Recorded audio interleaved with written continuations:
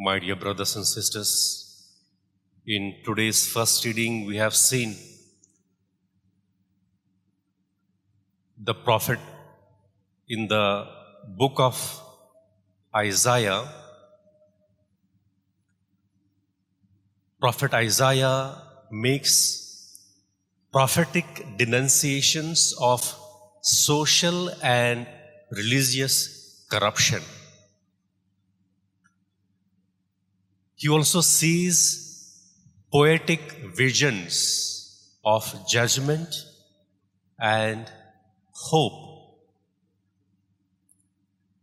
He also saw long-range messianic and eschatological prophecies. Prophecies that shaped both Jewish and Christian faith. In today's first reading, we see a pattern of discipleship. First, he encounters God. Then we see his conversion. And in the end, he says, I will go, send me, his mission. In today's gospel, we see Matthew emphasizes or underscores parallel between Jesus and disciples, to whom he entrusts his mission. And what was the mission of the disciples? The mission of the disciples was same as the mission of Jesus Christ.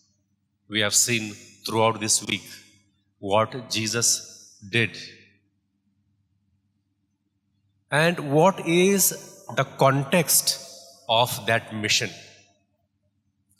The context of the mission of Jesus was, he saw the crowds and had compassion on them. They were like sheep without a shepherd. They were like harvest which needed to be harvested. So just like Jesus was the ultimate shepherd and ultimate harvest master, he is wanting his disciples to continue and become what Jesus was to the people.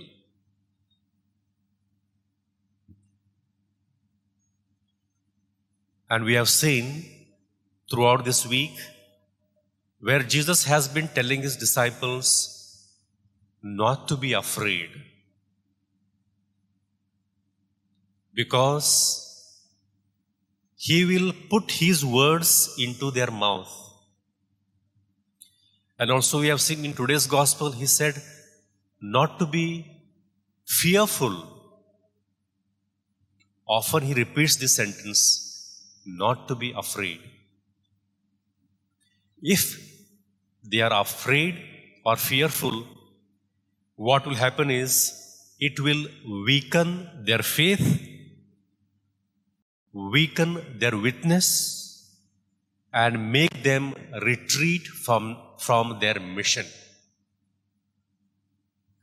And I would like to conclude by saying, in today's gospel, Jesus gives the example of sparrows and hare. By these examples, Jesus wants to say that you are valuable, you are precious. God loves you dearly and intimately. Only one thing he wants us to do is that we acknowledge him before others.